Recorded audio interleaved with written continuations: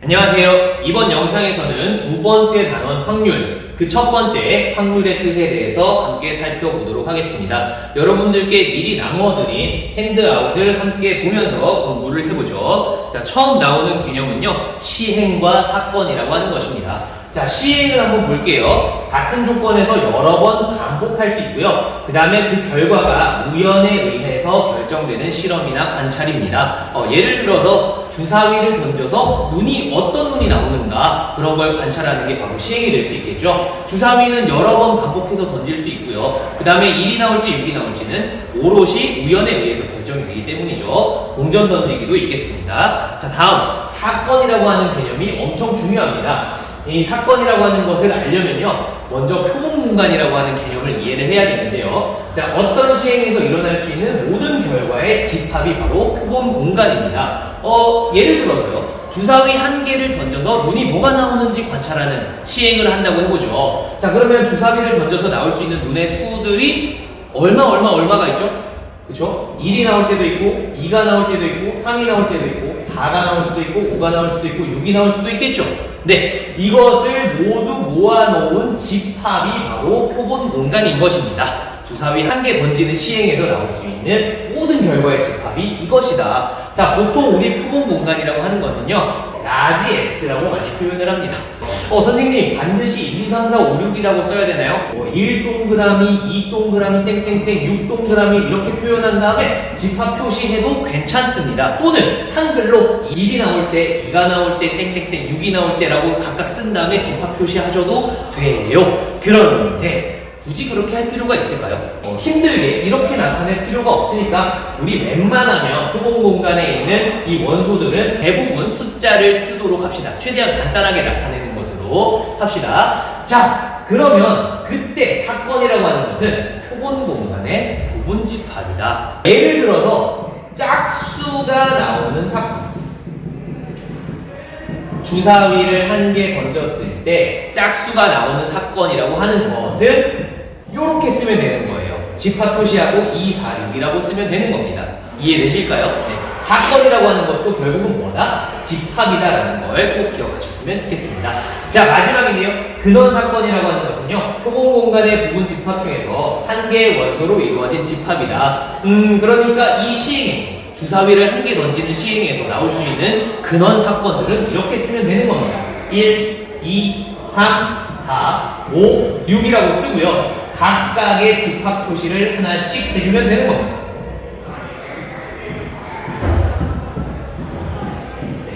이게 바로 근원 사건이 되겠습니다. 자, 개념을 하나 배웠으니까 이제 문제를 풀어봐야 되겠죠? 여러분들 교재 43페이지의 문제 1번입니다. 서로 다른 두 개의 동전을 동시에 던지는 시행에서 다음을 구하시오. 단, 앞면은 H, 뒷면은 T로 나타내며 예를 들어서 모두 앞면이 나온 결과는 H, H로 표현한다 라고 되어 있습니다. 제가 아까 표본 공간에 있는 원소들을 우리 마음대로 나타낼 수 있다라고 얘기했죠. 그치만 제일 간편하게 나타내자라고 약속을 했고요. 이 문제에서는 이렇게 나타내기로 약속을 한 겁니다. 자, 그러면 표본 공간 S를 한번 구해보도록 하겠습니다. 자, 서로 다른 두 개의 동전을 동시에 던졌어? 나올 수 있는 경우들 뭐가 있겠어? 앞면이 있겠죠. 자, 그거는 어떻게 표현하자고 얘기했지? H, H로 나타나기로 했습니다. 또 어떤 케이스도 있을까요? 그쵸? 하나는 앞면이 나오고 하나는 뒷면이 나올 수 있겠죠. 자, 그런데 서로 다른 두 개의 동전이라고 했기 때문에 구별이 가는 거야. 그러면 반대로 원래 앞면이 나왔던 것이 뒷면이 나오고 반대로 얘가 앞면이 나올 수도 있습니다. 맞죠? 자, 그리고 마지막으로 뒷면이 나오는 케이스가 있을 수 있겠습니다. 자, 이거를 다 모아놓은 무엇이 집합이 바로 표본 공간 S가 되는 것입니다. 자, 서로 다른 면이 나오는 사건 A를 적어보라고 하네요. 자, 그러면 표본 공간에서 서로 다른 면이 나오는 원소 누가 있어? 얘랑 얘네. 이거를 모아놓은 집합이 바로 A가 되는 겁니다. 자, 그러면 A는 집합 H, T, T, H 이렇게 나타내면 되겠네요. 43페이지 문제 1번이었습니다. 이어서 배반 사건과 여사건 개념을 살펴보겠습니다. 자, 표본 공간 S의 두 사건 AB에 대하여 사건 A 또는 사건 B가 일어나는 사건을 뭐뭐와 같이 나타낸다라고 했는데요. 여러분들 사건이라고 하는 것은 표본 공간의 부분 집합이라고 했습니다. 자, 또는으로 연결이 되어 있네요. 오케이. 그러면 A도 일어날 수 있고 B도 일어날 수 있다. 집합끼리 그 관계를 나타내는 기호. 합집합 기호로 표현하면 되겠습니다. 그리고 우리는 이것을요, 앞으로 이렇게 부를 거예요. A와 B의 합사건이다 라고 부를 겁니다. 자, 그리고 두 사건 A와 B가 이번에는 어떻게 동시에 일어나는 거야? 동시에 일어나는 사건을 교집합 기호를 사용해서 나타내고 이것을 뭐라고 부르냐면요, A, B의 곱사건이라고 부릅니다. 합사건, 곱사건. 네, 구별이 반드시 필요하겠습니다. 자, 그러면 이제 배반 사건은 뭐냐? 배반한다 라는 말 있잖아요. 그렇죠? 말 그대로 A와 B가 동시에 일어나지 않습니다. 절대로 동시에 일어나지 못할 때. 그럴 때 우리는 A와 B가 서로 배반 사건이다 라고 표현을 하고요. 동시에 일어나지 않는다는 얘기는 교집합을 했을 때, 그러니까 곱사건을 구했을 때 여기 안에 아무것도 없는 거. 공집합이 나올 때 우리는 A와 B가 서로 배반 사건이다 라고 얘기를 합니다. 자, 여사건은요, 사건 A가 일어나지 않는 사건입니다. A의 정확히 반대를 구하면 되겠죠. 그래서 A의 여집합 기호를 사용해서 나타내면 되겠습니다. 네, 그러면 이쯤에서 질문을 한번 해보죠. B가 A의 여사건이라면 두 사건 A와 B는 서로 어떤 사건일까요? A와 B의 곱사건. 지금 B가 A의 여사건이라고 했으니까 이걸 구해보면 공집합, 일어나지 않는 사건이라는 걸 알 수 있죠. 그러면 서로 배반이 맞죠. A와 B는 서로 배반 사건이 맞습니다. 자, 근데 이것에 여기 성립하는가? 즉, A와 B가 서로 배반 사건이면 B가 A의 여사건인가? 잠시 영상을 멈추시고요. 그거에 대해서 한번 생각을 해보시기 바랍니다. 정답은 이따 선생님과 같이 확인해 보도록 하겠습니다. 자, 그러면 여러분들 교과서 50페이지 문제 1번을 함께 풀어보도록 하겠습니다. 자, 서로 다른 두 개의 동전을 동시에 던지는 시행이라고 합니다. 자, 두 개 모두 앞면이 나오는 사건을 A라고 한대요. 우리 아까 표현은요, 처음에 풀었던 문제와 표현을 같이 가져가 보도록 하겠습니다. 자, 그러면 A라고 하는 사건은요, 모두 앞면이 나와야 된다고? 그러면 앞면은 H라고 표현하기로 했으니까 이렇게 나타내면 되겠네요. 그다음 서로 다른 면이 나오는 사건을 B라고 하재요. 그럼 B라고 하는 사건은요, 하나는 앞면, 하나는 뒷면. 이번에 바꿔서 뒷면, 앞면 이렇게 쓰면 되겠죠. 그리고 이제 C. 적어도 한 개는 뒷면이 나오는 사건. 적어도 한 개는 뒷면이라는 얘기는 한 개만 뒷면일 수도 있고 또 어떻게 두 개 모두 뒷면일 수도 있겠죠. 그러면 이 C라고 하는 녀석은요, H,T도 되겠고 T,H도 되겠고 T,T도 되겠습니다. 자, A와 B와 C라는 사건 3개를 이렇게 적어봤는데요. 1번은요, A, B, C 중에서 서로 배반 사건인 두 사건을 찾아내라고 합니다. 그러니까 즉 교집합했을 때 공집합이 나오는 두 사건을 찾으면 되는 거죠. 보니까 A와 B가 겹치지 않습니다. A와 B가 겹치지 않네요.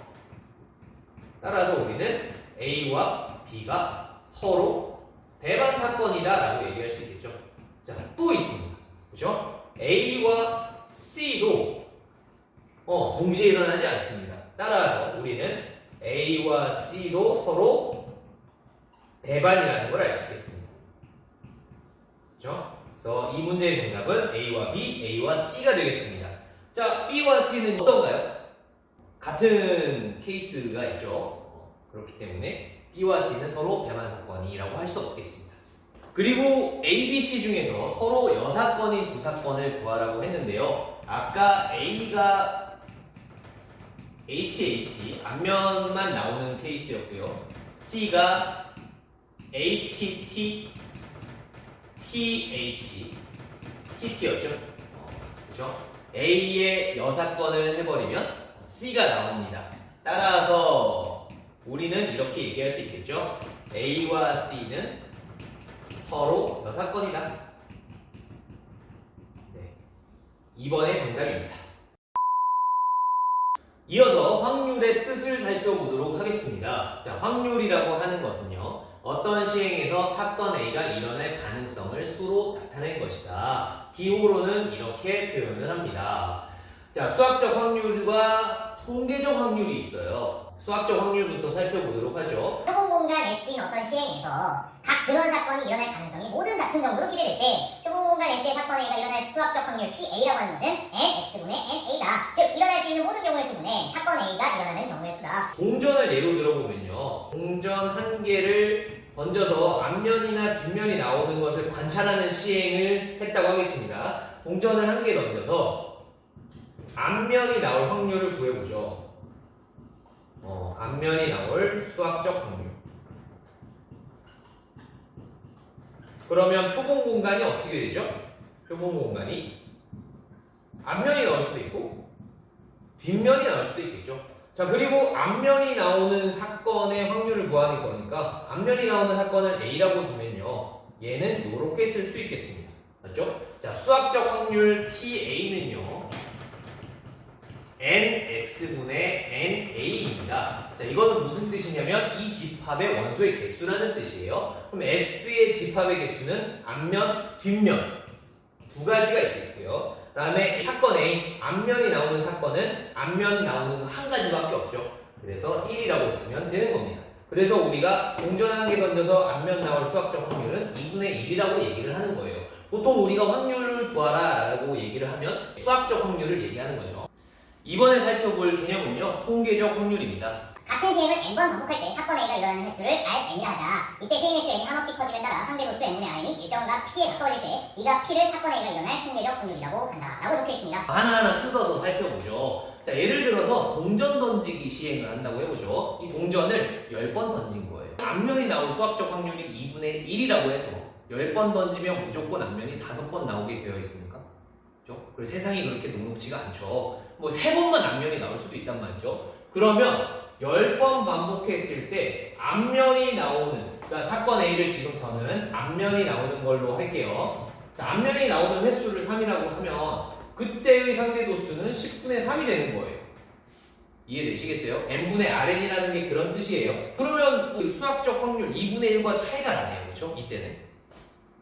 자, 그런데 얘를 어떻게 해야 되는데 n이 한없이 커짐에 따라 그러면 요 10번만 해서 끝내면 안 된다는 얘기예요. 11번이고 12번이고 100번이고 1000번이고 1억 번이고 1조 번이고 엄청나게 키워야 된다는 얘기예요. 만약에 뭐 10억 번 했어? 그럼 10억 번 중에 앞면이 5억 165번 나왔어. 이렇게 되는 거예요. 근데 여기서 멈추면 안 되고 1억 1번 했을 때 앞면이 나오면 여기 추가해주고 앞면이 안 나오면 추가 안 하고 이런 식으로 계속 이걸 늘려가야 되는 거죠. 그러면 어떤 일정한 값 P에 가까워진다는 거예요. 동전을 무한 번 던진다고 생각해보면 얼마에 가까워질까요? 이 상대 도수가 그쵸? 2분의 1에 가까워질 거라는 건 우리 경험을 통해서 알고 있습니다. 그래서 이 값 P를 사건 A가 일어날 통계적 확률이라고 한다. 그런데 실제로 동전을 1억 번이고 1조 번이고 던질 수 있겠습니까? 그렇죠? 무리가 있죠. 실제로 n의 값을 한없이 크게 할 수가 없습니다. 1조 번 던지라면 던질 수 있는데 무한번이라고 하는 건 1조 번에서 끝나는 게 아니고 더 던지는 거죠. 계속. 그래서 할 수가 없기 때문에 n이 충분히 클 때의 상대도수 n분의 Rn을 통계적 확률로 생각한다 라고 되어 있습니다. 자, 이 말 뜻이 뭐냐면요. 자, 47페이지 문제 4번을 보면 알 수 있습니다. 자, 어느 농가에서 장미종자 5,000개를 심으면 2,230개가 싹을 틔운다고 한다. 이 농가에서 파종한 장미종자가 발아될 확률은? 라고 물어봤습니다. 자, 장미씨가 5,000개 정도면 충분히 많다는 거죠. 그때의 상대 도수는 5,000분의 2,230이 되겠습니다. 그리고 나서 생각하는 거야. 야, 5,000번이면 꽤 많은 거 아니니? 충분히 크지 않나? 그럼 그때의 상대 도수 얘를 통계적 확률이라고 생각하자. 사실 통계적 확률의 엄밀한 정의에 의하면 5,000번에서 끝내면 돼? 안 돼? 안 되지. 10,000개고 1억 개고 1조 개고 1무량대수 개고 계속 무한히 키워 나가면서 심어야 되는 거예요. 그렇지만 한계가 있기 때문에 이 정도면 충분히 크다라고 인정을 하고 얘를 통계적 확률로 생각하자 이거죠. 자, 약분까지 해주면 500분의 223 되겠습니다. 자, 이게 정답이 되겠습니다. 이어서 45페이지 예제 1번 한번 풀어볼게요. 자, 1반부터 10반까지는 어느 고등학교에서 학급별 합창대회를 개최하기로 하였다. 10개 반의 공연 순서를 임의로 정할 때 1반이 마지막 순서로 공연할 확률을 구하시오 라고 되어 있습니다. 자, 그러면 전체 경우의 수는 10개 반의 공연 순서를 임의로 정하는 경우들을 얘기하겠죠. 그러면 10개 반 자리를 먼저 만들어주고 총 10개의 자리를 만든 겁니다. 막 섞는 거죠. 이거 어디서 많이 봤죠? 순열이죠. 10개 반을 그냥 순서대로 다양한 경우의 수를 구하면 되는 거예요. 그것이 바로 NS, 표본 공간의 원소의 개수가 되겠죠. 자, 이게 얼마야? 10팩토리얼이 되는 거예요. 자, 1반이 마지막 순서로 공연하는 사건을 우리가 A라고 한번 해볼게요. 자, A의 경우의 수 한번 구해보자. 1반이 맨 마지막에 있어야 되네? 그럼 얘는 고정시키고 나머지 애들만, 반들만 섞어주면 되는 거지. 그럼 몇 가지가 있겠습니까? 너무 쉬운데? 9팩토리얼이겠죠. 자, 내가 구하고 싶은 건 뭐예요? PA입니다. 그러면 수학적 확률의 정의에 의해서 우리는 NS분의 NA를 구하면 된다. 10팩토리얼분의 9팩토리얼 계산하면 약분하면 10분의 1이라는 걸 구해낼 수 있겠습니다. 자, 45페이지 이제 1번이었습니다. 오늘의 마지막 스텝입니다. 자, 확률의 기본 성질까지 살펴볼게요. 표본 공간이 S인 어떤 시행에서 임의의 사건 A에 대하여 확률 PA는 항상 0보다 크거나 같고 1보다 작거나 같다. 어떤 확률이건 0과 1 사이에 있을 수밖에 없다는 거 굳이 증명하지 않겠습니다. 네, 자, 반드시 일어나는 사건에 대하여 그 확률은 얼마가 될까요? 무조건 일어나는 사건의 확률은 1이 된다. 절대로 일어나지 않는 사건, 여기 공집합 표시가 되어 있는데 공사건이라고 부를 수 있습니다. 공사건에 대해서 피공사건은요, 절대 일어나지 않는 확률은 0이지 뭐. 그렇죠? 예를 들어서 상자 안에 빨간 공밖에 없어. 근데 여기서 노란 공을 꺼낼 수 있는 확률은 0이 되겠죠. 당연한 거죠, 그렇죠? 확률의 성질을요, 이 48페이지 문제 6번을 풀면서 확인해 보도록 하겠습니다. 자, 명절 기차표 예매를 하려고 하는데 그림과 같이 12좌석이 남아있대요. 자, 기차표를 예매하면 좌석은 임의대로 배정이 된다고 합니다. 한 좌석의 기차표를 예매할 때 다음을 구하라 라고 되어 있습니다. 저는 2번부터 풀어보려고요. 자, 지금 12개 중에서 10호차 좌석이 예매될 확률을 구하래요. 여러분들 잘 안 보일까봐 여기가 지금 10호차예요. 지금 자리가 몇 개 남아있죠? 4개 남아있죠? 자, 그러면 전체 경우의 수는 12개고 10호차 좌석은 4가지입니다. 12분의 4가 정답이 되겠습니다. 자, 그래서 약분까지 해주면요 3분의 1이 되겠죠? 자, 여러분들 확률은요 약분 기본이에요. 약분 당연히 해주셔야 되겠습니다. 자, 그리고 나서 1번 한번 볼게요. 여기 또 안 보일까봐 적어볼게요. 자, 여기 뭐라고 되어 있냐면 일반실하고 잔여 좌석이 12석이다 라고 적혀 있어요. 그리고 여기 밑에 특실이라고 적혀 있고요. 오른쪽에 매진이라고 되어 있습니다. 자, 그러면 일반실 좌석이 예매될 확률. 자, 남아있는 좌석이 총 12개인데 그 중에서 일반실 좌석이 12개네 1이 되겠습니다. 반드시 일어날 확률이 되겠죠.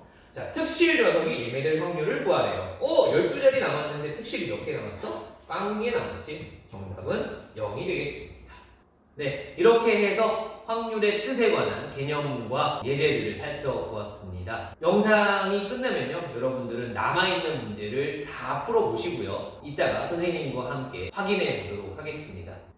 영상 보시느라 수고 많으셨고요. 실시간 수업에서 만나도록 합니다. 안녕!